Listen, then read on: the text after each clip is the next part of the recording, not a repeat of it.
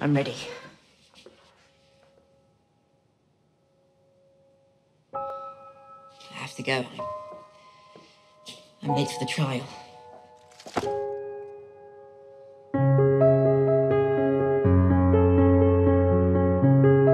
At this point in the story, you're trying to kind of play with the pieces that we've got on the board. The wildfire was something that we had on the board. We knew from Jaime's conversation with Brienne that there was wildfire under the city. We know from episode 2 that there was wildfire under the city. Everything that Olenna says about Cersei earlier in the season is true, that she's got no more friends left. She has no more power left. Olenna asks her, point blank, what, are you gonna kill everyone yourself? It's possible that she puts an idea in Cersei's head, or at least augments an idea that's already been in Cersei's head. By the time that Lancel Lannister gets down there and sees that there is this massive catacomb and something suspicious is going on, I think you've got to start wondering, what the hell is this plot? You see Marjorie's realizing slowly, horribly, like what is actually happening here. Cersei understands the consequences of her absence, and she is absent anyway, which means she does not intend to suffer those consequences. It's all been building up to this moment, and then, boom.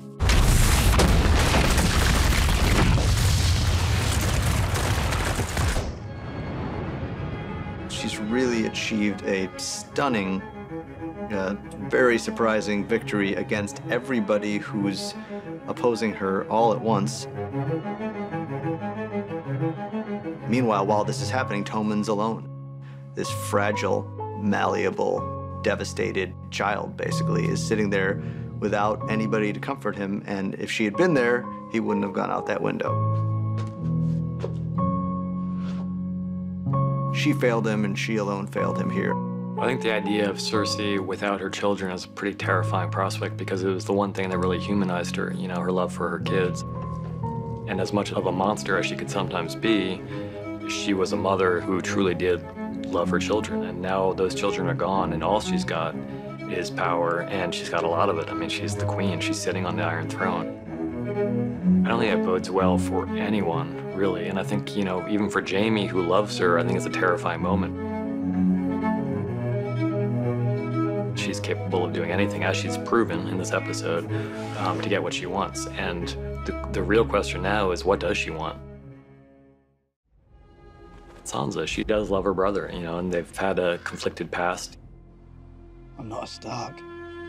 You are to me.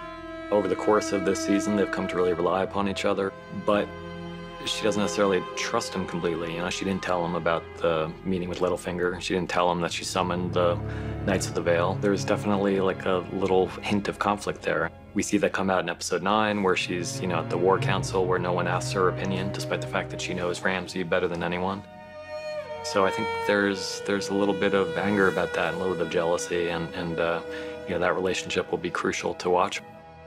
You're the Lady of Winterfell. You deserve it. We're standing here because of you. The battle was lost until the Knights of the Vale rode in. They came because of you.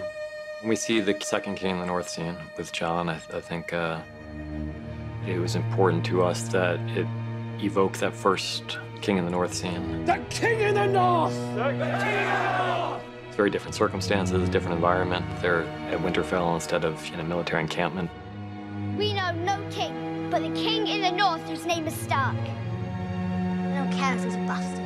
Ned Stark's blood runs through his veins. He's my king, from this day until his last day. The King in the North! The King in the North! In some ways, the evocation of the first one is meant to be a little bit worrisome, because, you know, it was a very triumphant moment when Robb is named King in the North, but it didn't go so well for the previous King in the North. So I think we have to be a little worried for Jon. And at the same time, you know, it's a pretty big reversal, and you know, for a character who was dead at the beginning of the season to be declared king at the end of it, it's done well. It's done well in 10 short episodes. Arya is someone whose path has been very dark, and yet I think we all see where she's coming from. I mean, she's seen the Stark family endure so many atrocities, and she wants vengeance. In some ways, it's the cleanest narrative of them all. Well, this is a scene we've been looking forward to for quite some time. Her return to Westeros and her revenge upon Walder Frey. For House Frey!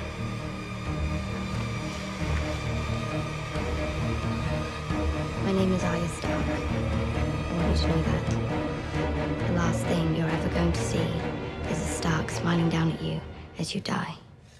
It's a worrisome narrative for Arya, because she started as this little girl who was always tough and plucky and whatnot, but she's become a murderer, and a highly skilled murderer, and even if the murders are justifiable, it's still, we've witnessed the descent of this girl into someone who's capable of slitting a man's throat and kind of smiling as she watches him bleed out. So that's, I don't think anyone's going to be crying over the fate of Walder Frey, but it's still, if you love Arya, you have to be a little bit worried about where she goes from here.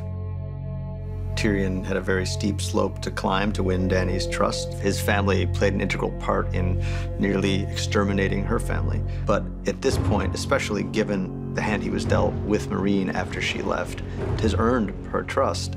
One of the few people in the world at this point who's willing to speak the truth to her face. Mainly, he's proven himself to be very loyal. She's gone for most of the season, but he didn't abandon her. He didn't go off looking for the next person to rule. I mean, he was clearly trying to serve her interests while she was gone. Dany's not going to do anything she doesn't want to do. She's not going to take anyone's advice if it seems against her interests. And so when he recommends that she cut ties with Dario, she does it because she thinks he's right. The truth is, Tyrion's logic makes a lot of sense to her.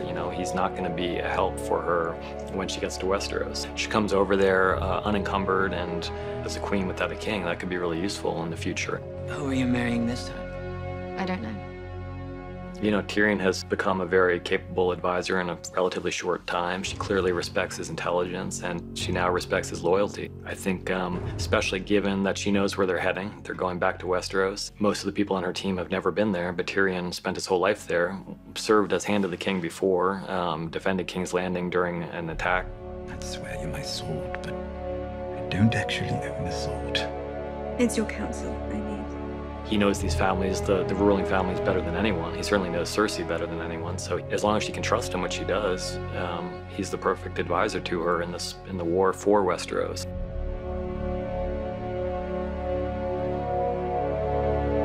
He's the perfect hand to the queen, and that's why she names him such.